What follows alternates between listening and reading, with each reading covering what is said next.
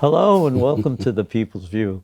Today we have a couple of candidates that are running. We decided to talk about what's bothering the people here, the voters. We just came through a preliminary vote and a real high turnout by a lot of Republicans. And we have now Kevin Avard, who's current senator, running again, and Dave Schoneman, who has been a representative before, who's running now in Ward 3. And anyway, why don't we start off with you, Kevin, and tell us about what happened. I mean, you're already working today, or yesterday rather, in all the vetoes that the governor had. We had, yesterday was Vetoes Day, and it was also basically a reconciliation type of breakfast where everybody gets together and say, okay, I'm not mad at you anymore. Always happens following a primary. Yeah, because things get heated, they do. Debating the issues. And, Don hugged Chuck and Kevin, and they all made friends, and it was good. It's called the Unity Breakfast, so that was good. And then after that, followed the veto day, and so there were a lot of vetoes that the House had to deal with, and they sustained most of the governor's vetoes, except for, I believe it was the 1445, which had to do with the landfills, and we eventually sustained the governor's veto on that, and it's very good that we did. It's going to be put out there that we're not for clean water, blah, blah, blah. It's just not the truth. The reason we sustained the veto is because the existing three major landfills that we have would have to go under a really difficult application process, which basically would make it impossible for them to extend, and that would put New Hampshire in a crisis very quickly. The landfills would end up closing. We'd end up shipping them out of state. Really, it had to do with an amendment that was put in a little while ago, and nobody vetted it. So the process became, instead of shutting down the Dalton situation because people up there don't want the landfill there, it would have affected all the landfills, and some landfills up north are at capacity. So, long story short, that was put to rest, and thank God, because our taxes would have exploded. Well, do you expect to have more discussion on that? Yeah, I mean, we can address the issue again next time around. Maybe address the setbacks, because we can agree that those were pretty much arbitrary at this point. But you would have wiped out the entire state. Yeah. I'm just saying they're going to look into it more. It's not just lost. Yeah. No, it's not just lost, but the conversation will continue, and we'll take another look at it. But it's got to be at a scientific approach, and not just like, oh my gosh, you're going to build a landfill here. Well, you got to build them somewhere. The trash has got to go somewhere. Right. So, and we're really concerned about the property taxes. They would have exploded. And speaking of property taxes, I wanted to bring something up, because I was putting up a sign, and it was me putting up a sign. It was a big yellow sign on Route 13 telling that my opponent voted for an income tax. Well, as I'm putting up the sign, this little green Prius pulls up next to me, and this lady rolls down the window, and there's this big sign of Bernie Sanders on the side of her Prius. And she looks at me and she says, "That's a lie." I said, "No, it's not." She said, "That's not the truth." I said, "Oh, it is the truth. My opponent voted for SB 1, which, if you look at the second page on SB 1, at the bottom of the page, and I brought it here, it's highlighted, it's a premium on wages. Now, you can call it what you want, but a premium, a mandatory premium on wages, is an income tax. We pass family leave. Sorry, I hit my mic. We pass family leave without the mandate. And so, and the governor pushed that, and we supported him, but without the mandate. If your company wants to do it, great, but why should everybody else have to pay for it if that's not something that company wants to do. So what's the status of family leave today? Do we have family leave provisions, and it's optional. opt-in. It's opt-in. Do we know how many people are opting in? Not yet. I don't Okay. know, but it's there. And my opponents are saying, well, we voted against it. Well, no, we didn't. We voted against the income tax. So it's so disingenuous. It's semantics. So I learned that in high school. Semantics are the atom bomb of persuasion. Just change the meaning of the word, and ta-da, it means something completely different. Well, that's not reality. That isn't reality, and the paychecks would prove that. All right. And then if they turn around and say, well, it's only 1%, well, you know, That's still a tax. yeah, my wife is a mammographer. And if you go in and get your exam and there's a little spot, well, it's only a little spot. Just Don't worry. Don't worry about it. Hello. Things metastasize and Right. they can grow into a cancer that is deadly. And so this is just the foot in the door, like you said. And by the way, congratulations on winning thank you. your primary. I'm very happy for you. Thank you very much. Pastor Paul Yep. Burry, too. So And Tara Canaway, the Yeah. three of us, won in Ward 3. So Yeah. we're excited about the prospects of heading to November now. yeah. It's going to be good. Be nice to have you up there. It'd be great to be up there. I think we have to do things to continue to safeguard the New Hampshire taxpayer. New Hampshire taxpayers and voters are under siege. You mentioned taxes, and of course, Melanie Levesque voted for an income tax, and we just got a reassessment here in Nashua. It's gone up dramatically for everybody. You know, upwards of 50%. In most cases, in our case, was upwards of 50%. Yeah. And that's a huge increase. Now, we'll have to see what happens to the tax rate, but the burden that taxes and inflation are putting on people is something that we hear all the time on the campaign trail. Yeah. Because people don't want to be, they really can't be facing this added cost. And I've said it on the show before, and it's worth repeating. The first rule of economics is you cannot spend the same dollar twice. So when that dollar goes out the door in taxes or in inflation, there's less left at home to do the things that people need to do, whether it's pay for education or maybe take a vacation if someone's able to, or buy a car, or just put food on the table. So the economic situation we're facing now, people are being crushed between, I think one socialist said one time, the anvil of inflation and the sledgehammer of taxes. We're being crushed by those two things, because if we think that our spending power is even remotely staying the same, it's not. Because our spending power is based on what's left and the value of what's left after we pay our taxes and pay these added costs. Well, the inflation is something that people don't know about. Not they don't know about. They don't really understand how it affects wages too. Because, Exactly. you know, whoever is finding their costs go up, the costs go up. So, you know, so that they wages don't go up the same way. And the president is saying, hey, well, wages have gone up, but in some areas the wages have gone up, but they've not kept pace with inflation. So in reality, although they've gone up, they've still had a cut in pay. And that is a national thing that they're concerned about. What is it? They were expecting 8%. Now it's only 0.3% more. Yeah. Well, that means a lot when you're struggling. Absolutely. You know, and there are a lot of people on fixed incomes. And, Right. we The were here- elderly get hit the hardest sometimes. we were hearing from people's their 401ks and their savings dropped 50%. It's huge. So that's the money that you're living on. Thank God the Republicans are phasing out the interest and dividends tax so that Great. people can keep more of their money. That was an income tax too, which they fought heavily against in doing. But you know, we're trying to help people along best we can. But there's this push for more government, more programs, on and More on. support for everything. Right. You know, and you don't need to support it if you work together and try to keep the charges down and to keep people available to help out.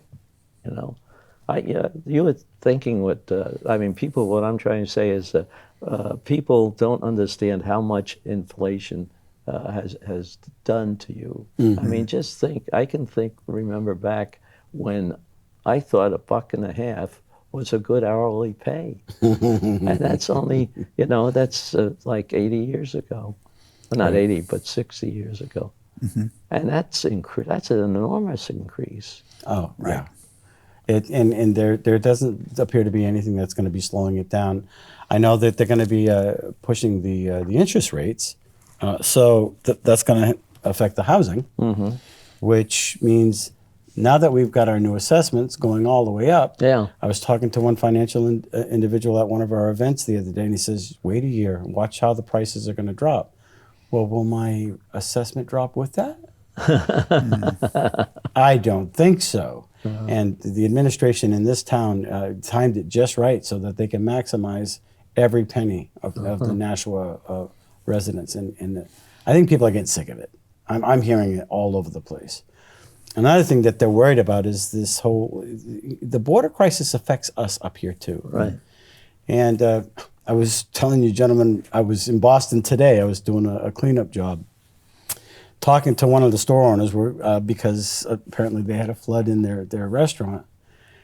And I was just having a conversation, and he says, these guys that are complaining because 50 people are in Martha's Vineyard are such hypocrites. And I think that's what really troubled him the most. Here, they can mandate, that, there's nobody that's illegal. Yeah. Everybody's legal, well, until it's in your backyard. And it really pointed out the hypocrisy. And then in the next breath, I see somewhere where Hillary Clinton's saying, this is human trafficking. Oh, yeah. But the president can do it all right. All over the country. But here's the real thing that's troubling.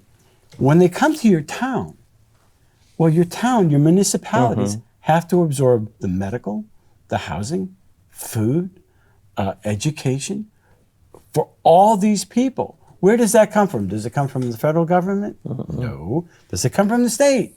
Sorry, it comes from your local municipalities. So they're going to have to absorb that cost.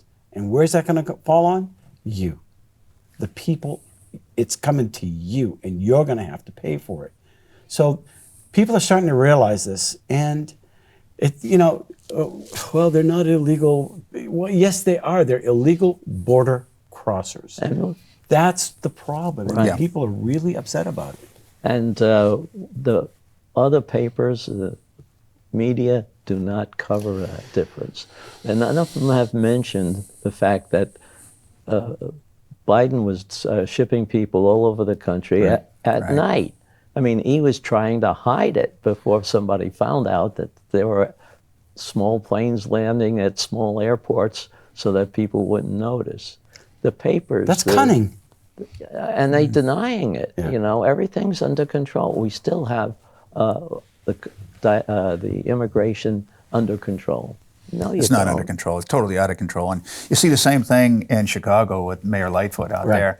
Yeah. I grew up in Chicago. My brother still lives in that area, and it's just it's funny in a very sad way, sick way, because she's clearly so upset about these folks coming to Chicago, where she's been proud so far of being a sanctuary city. Sanctuary city, yeah. And I think another thing that aspect to this, we're engaged in a study committee right now. It's SB 288. It was my bill on the vaccine mandates. And we're going through the process of, who has the authority to mandate these vaccines? Is it the school board? Is it the mayor? Is it the superintendent? It's actually HHS. But in the process of discovering who has the authority, we'd ask certain questions about the immunizations, and are they worried of the uptick in polio, measles, mumps? Why all of a sudden is this surge happening now? And I did ask a poignant question with regards to the illegal border crossers. Are they, is there a plan? Because nobody's watching whether they, or mandating for them. But if you're a tennis player, there's a mandate. If there's a tennis player, there's a mandate. But if you're an illegal border crosser, there's no mandate, and they're being put all over the country. So that's just another healthcare concern. I mean, when you went into Ellis Island, everybody had to be vaccinated prior to coming into the country. Back then it was smallpox, it was tuberculosis, I don't think there's a vaccine for that. But that's another concern that people are worried about. And are there going to be breakouts in certain populations? And who's going to absorb that cost? It's time. I just heard another $200 million or $1 billion is going back to fight Russia, Ukraine. The Ukraine. What about our borders? Do you remember when they said, "Well, we don't have $4 billion to finish the wall," right. but you got $200 billion to send to protect somebody else's border? How is that serving America? And I think these are some of the questions people are really concerned about. And we can do what we can do locally, but something's got to change on the federal level. I think it has to change on all levels, and I think that's what we're hearing. Because you mentioned earlier about the turnout for the primary. There was more Republican turnout than Democrat turnout. And if you're registered independent, when you go in to vote, you change to one party or the other to take a ballot. And the numbers of people that changed to a Republican ballot so that they could vote in this primary and have a say was very high. Well, it was. No, high. you're right. Somebody asked me, Kevin, can I change before I vote? I said, no, you can't. It's funny because I got a private message saying, can I change? And I said, no, you can't. You have to do it after. And he is definitely a Democrat. But I thought you're bringing that up. I'm sorry for interrupting. So people were taking the Republican ballot if they were given the opportunity. And that's here in the state level. And of course, we had elections for our delegates to Washington too. But there's state concerns, there's federal concerns, and there's certainly local concerns. And the pressure that's being put on taxpayers is enormous in all three areas. And I think that people recognize that, and they're registering a certain amount of dissatisfaction, a high level of dissatisfaction, and wanting to see change in all of these areas. And I think that bodes well for America, it bodes well for the American taxpayer. I think that we need to take these steps to enforce or really develop financial accountability, wise spending, and limited taxation. Because these are the things that are going to enable an economy to grow. And when the economy grows, then folks at home can live a better life. Yeah. And that's the goal. That's the goal. It's not to gain more control. It's to enable people to live a better life. And the best life, I think, is had when we're able to work. It's good for our egos, it's good for our well-being, and we're able to provide for our families. And if more folks can do those things, and I think that's what people want, then I think that they're going to benefit, and the country as a whole is going to benefit. So those are the things I think people are focused on. Yeah. You're hearing very little, too, about where they're going to get the money to pay for all these things that they want to add Well, that they haven't they don't added want to yet. talk about that, do No, they? no, they because don't they at know all. it's going to be a burden. But they're certainly preparing about it. What, 80,000 new CPAs? 87,000. 87,000, right, armed IRS agents. Yeah. And armed if you IRS thought Lois agents. Lerner was bad after they attacked a specific group of people, watch what this happens. Right. Yeah. What I heard last night, too, is that the new budget has lots of guns given to the different departments for them to have when they enforce whatever they have to enforce. Now, nobody said anything about that. Yeah, the media is very silent on this stuff. So, Yeah, you can't have an armed militia in the government, but you have these departments that are becoming armed, that have become the pseudo Right. state police. I don't mean state trooper police, but they're the army inside the borders of America, which we're not allowed to deploy. But this is Right. what's look at the way happening. they treated Trump's pickup of his supposed illegal communications. They came down with 30 people. You needed 30 people to go into a place that he Yeah. wasn't even there. Yeah. And they had it all locked up. And they They're brought him weaponizing- down from Washington too, when the people in Miami had a whole handful of people that normally did that kind of work. Yeah, They are weaponizing the Department of Bureaucracy on all different levels that's right. against their political enemies. And I don't know if they're trying to get people mad, but they certainly got people really concerned. And Well, I think- weaponizing these departments, how do you fight against City Hall, especially when City Hall's got guns? And they're pointing them at you. Yeah. I think that we do it through elections, and to the extent that our elections are safe and true, Amen. then I think that a year like 2022, it could be watershed because folks at home understand not only about the economic situation that we're in, but I think they understand the expansion of government and the fact that government is arming itself to go after the folks at home, the people. And our federal delegation has said nothing about this. No, they're trying to point to this issue or this issue. Right. And Deflect it. in the black and white screen to make everybody look like they're demonic. Yeah. Because, and look over here, don't look over here what we've done. Our federal delegation, Shaheen, Hassan, Custer, and Pappas, all voted lockstep to basically all these bills that are coming through, whether it's the IRS, the excessive spending, saying nothing about the border crossings. They've not chided our president. Listen, in New Hampshire, I guarantee you there's a number of Republicans that'll speak out against Sununu, our governor. Of course. You know, and that's the liberty part of and he could take it. You know, Sure. he's got big shoulders, but that's what it's supposed to be. You know, their representatives speaking out against their leader. Why don't you see that in the Democratic Party ever? No, Ever. they just walk in lockstep, as you say. Their job in their eyes is to just do what they're told, and they want us to do what we're told. But they're just doing what they're told. They cannot think beyond that. They don't understand that these rules and laws, the suppression that's coming, is going to affect them too until it's too late.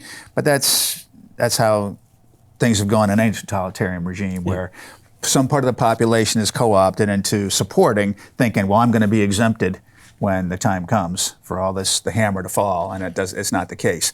But you're right, they are walking in lockstep, and it's another reason that we need changes in that delegation. So our audience should pay attention to something like this. What's happening? How can they react to these things that they don't want to happen?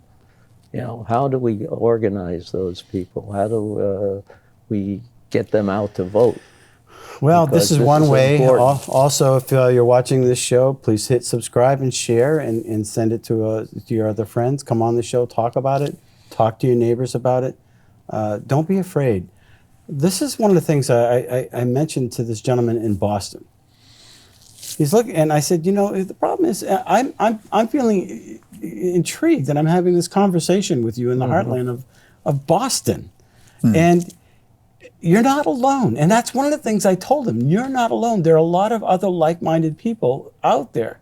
I never judged anybody so wrong, because he just kind of looked very stereotyped, like he's not going to like me. I just felt, you know, because I'm a conservative, and I don't know how he got on the topic.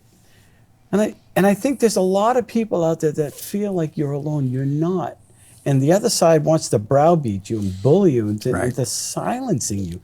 The mayor right now is trying to push something here in Nashua to limit discussion on certain things that are coming before the them. ability of his people to be able to comment on what he's doing. And so He doesn't want to hear the comments. That's indicative of this party. It's not the same party as of JFK. No. It's not. There's something that's not right. You feel it. You know it. It's in your gut. And it's time to speak up, you know, and it's okay to enjoy the traditions that you grew up with. They're not evil. There's some bad things that people have done, but that doesn't mean, you know, the values that you had when you were a kid were wrong. Some of these values made this country super great. And you're not alone for enjoying the fact that you had those certain values. There are a number of people out there that do. And so don't feel like you are. So get out there, vote, ask around, donate. You know, $5, $10, that means a lot. Well, the People's View will be having more of these interviews. We're going to talk about what's happening in Nashua with the Board of Aldermen and how the people are getting cut out of that. And you two are also hosts on this TV station, and you're going to be talking about some of the things too. Yep. But we're going to want your input. We're going to want you to come on if you want, and we'll have you listen to what you think about all this. So if you want, give me a call at I'll give you my phone number, 800-400-1430 with a 603 area code. So you can call up and tell me you want to be on my show. That's fine. Okay? And gentlemen, I think you're going to have a lot of input too in the future. And we're going to get you reelected for another term and see that we can do something to clean up the state. God willing, we'll be there. Yep. So what, you have in mind anything now that you want to do? Or are you asking for any kind of input? Well, we definitely want, if you're interested in our campaign, you know, we have websites, and you can check that out. We have a Facebook page as well, and if you want to ask questions, that's fine. We're definitely going to be interviewing people. We have some public service announcements that we want to put out. There's going to be some relief that we just passed yesterday on Veto Day for people that are within a certain income level to help them with the skyrocketing energy costs. You know, it's a Band-Aid. We know that's a Band-Aid, and the next term, hopefully we can come up with some more solutions. And so, but in the meantime, there are going to be people that are going to be really struggling this year. So we'll be putting out some public service announcements on how you can take advantage of some of those monies, and it's coming out of the reserve fund. So it's not a tax; it's actually giving money back to the towns. Yeah. And if you want to talk to the National Republican Club, it meets on the second Wednesday of every month at the Marriott. This month, because of the election, it's meeting next Wednesday, which is the third Wednesday, but it's just for this month, at the Marriott at 7 o'clock. You have anything, Dave? I just want to invite people to come to our website too. It's David Schoneman for the number 4, David Schoneman for New Hampshire.com. And we of course have a Facebook page, and any questions or comments, we're always glad to hear, and we want to hear from folks because it's important that we do the best that we can to represent the needs of the folks as we head up to Concord. Okay, thank you. Thank you very much. Thanks for having us. Okay.